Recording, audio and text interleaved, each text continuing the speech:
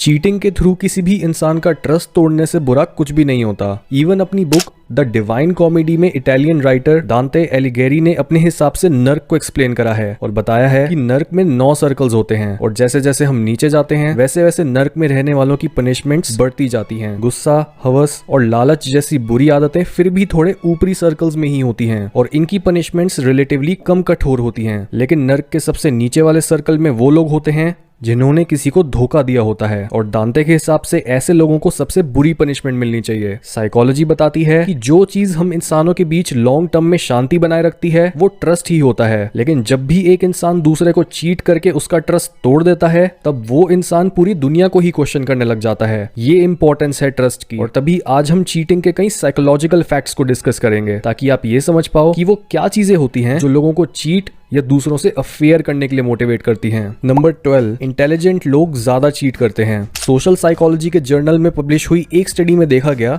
कि वो लड़के जिनका IQ ज्यादा होता है उनके चीट करने के चांसेस कम होते हैं। हाउएवर ये सिर्फ तभी होता है जब हम ज्यादा इंटेलिजेंट और कम इंटेलिजेंट मेल्स को लेते हैं बिना उनकी इनकम, सोशल स्टेटस, अट्रैक्टिवनेस और हाइट को अकाउंट में लिए। लेकिन जैसे ही हम डेटा में इंटेलिजेंट मेल्स की अचीवमेंट्स को ऐड कर देते हैं वैसे ही उनके चीटिंग के चांसेस भी बढ़ जाते हैं। और यही सेम चीज फीमेल्स में भी देखी गई है। लेकिन हाई IQ फीमेल्स इसलिए नहीं चीट करती क्योंकि उनके पास ऑप्शन ज्यादा होते हैं, बल्कि इसलिए क्योंकि वो यूजुअली अपने उस समय के पार्टनर से खुश नहीं होती। नंबर 11, लड़कियां एक अननोन मेल के फेस को देखकर ही उसकी लॉयल्टी को जज कर लेती हैं। एक स्टडी जिसमें फीमेल्स को कई अननोन फेसेस को दिखाया गया और उनको उन मेल्स की लॉयल्टी को रेट करने के लिए बोला गया, तब रिजल्ट्स में पता चला कि फीमेल्स की रेटिंग और लड़कों की पास्ट लॉयल्टी में एक नोटिसेबल कोरिलेशन था। लड़कियों ने काफी हद तक स्टडी में सही अंदाजा लगाया कि कौन सा मेल चीटिंग कर सकता है, लेकिन जब यही टेस्ट मेल्स ने लिया तो वो डिसलॉयल फीमेल्स का अंदाजा नहीं लगा पाए। इससे पता चलता है कि फीमेल्स एक बेहतर तरह से एक आदमी की लॉयल्टी को जज कर सकती हैं, इवन जब उनके पास मिनिमम इंफॉर्मेशन होती है तब भी। नंबर 10, जेनेटिक्स और पेरेंट्स का चीटिंग बिहेवियर एक इंसान के चीट करने के चांसेस को बढ़ा देता है। इसका मतलब ये नहीं है कि जिन लोगों के पेरेंट्स चीट करते हैं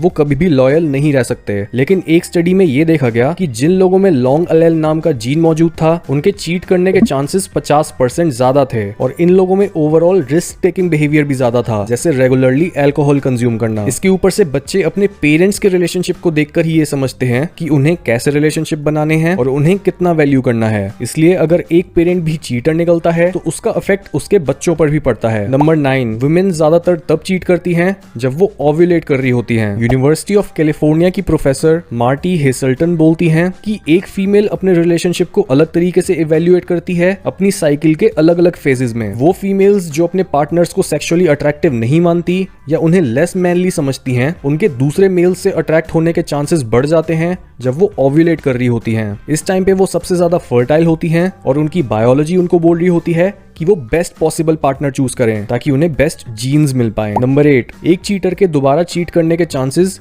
3 गुना ज्यादा होते हैं। एक स्टडी जिसमें सेक्सुअल बिहेवियर को असेस करा गया उसमें रिसर्चर्स को ये पता चला कि जब एक इंसान एक बार चीट करता है तब उसके नेक्स्ट टाइम चीट करने के चांसेस 3 गुना ज्यादा होते हैं उन लोगों के कंपैरिजन में जिन्होंने कभी चीट नहीं किया होता। यानी एक चीटर को सुधारना बहुत मुश्किल होता है। नंबर 7, लो पिच्ड वॉइस वाले लड़के और हाई पिच्ड वॉइस वाली लड़कियों के चीटिंग करने के चांसेस ज्यादा होते हैं क्योंकि हमारी आवाज हमारी हार्मोनल हेल्थ को दिखा रही होती है। अगर एक मेल की आवाज डीप है तो उसका मतलब वो ज्यादा मैस्कुलिन है, उसमें टेस्टोस्टेरोन ज्यादा है और इस वजह से वो ज्यादा अट्रैक्टिव है। और स्टडीज में देखा गया है कि ऐसे मेल्स के चीट करने के चांसेस उन मेल्स के कंपैरिजन में ज्यादा होते हैं जिनकी वॉइस इतनी मैस्कुलिन और डीप नहीं होती। सिमिलरली फीमेल्स में हाई पिच्ड वॉइस सिग्नल करती है हाई एस्ट्रोजन, फर्टिलिटी और अट्रैक्टिवनेस को। ऐसी फीमेल्स के पास मेट्स के ज्यादा ऑप्शंस होते हैं और इनके चीटिंग के चांसेस भी ज्यादा होते हैं उन फीमेल्स के कंपैरिजन में जिनकी आवाज भारी होती है। नंबर 6, एक चीटर में चीटिंग करने के बाद इमोशनल पेन होता है। भले ही शुरू में एक चीटर को अफेयर में थ्रिल मिल रहा हो लेकिन चीटिंग करने के बाद वो भी इमोशनली अफेक्ट होता है। उनमें घबराहट,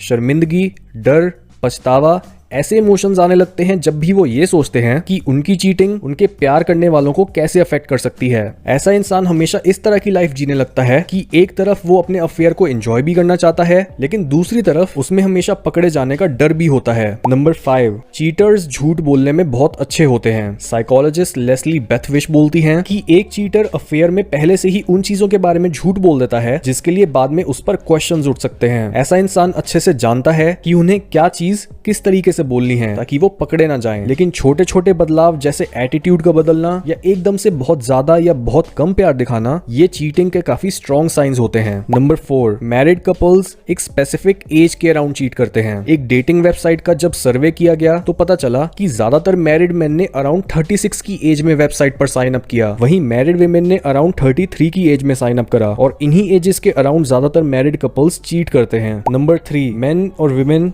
चीटिंग को डिफरेंट तरीके से देखते हैं। मेल्स के लिए चीटिंग वो है जहां सेक्सुअल इंटीमेसी इन्वॉल्व हो, लेकिन फीमेल्स इमोशनल इंटीमेसी को भी चीटिंग मानती हैं, क्योंकि एक मेल का डर होता है कि अगर उसकी पार्टनर सेक्सुअली किसी और के साथ इंटीमेट हो रही है तो उसको किसी दूसरे का बच्चा रेज करना होगा। वहीं फीमेल्स इमोशनल इंटीमेसी को भी चीटिंग मानती हैं, क्योंकि अगर एक आदमी किसी और के साथ इमोशनली इन्वॉल्व है तो उस फीमेल को अपने रिसोर्सेज बांटने पड़ सकते हैं। नंबर 2, लड़के और लड़कियों के चीट करने के रीजंस अलग होते हैं। एवोल्यूशनरी साइकोलॉजी ये बोलती है कि लड़के चीट इसलिए करते हैं क्योंकि वो अपने जीन्स को ज्यादा से ज्यादा स्प्रेड कर पाएं और उनका वंश आगे चलता रहे। वहीं फीमेल्स इसलिए चीट करती हैं ताकि उनके बच्चों के बेस्ट पॉसिबल जीन्स हों। यहाँ तक कि जब भी एक फीमेल मल्टीपल मेल्स के साथ मेट करती है तब उन मेल्स के स्पर्म्स आपस में कम्पीट करते हैं और एग सिर्फ उसी स्पर्म से फर्टिलाइज होता है जो सबसे हेल्दी होता है। नंबर 1, फीमेल्स का चीटिंग करना बढ़ गया है। नेशनल ओपिनियन रिसर्च सेंटर के सर्वे के हिसाब से 1990 से लेकर 2010 तक फीमेल्स का चीटिंग करना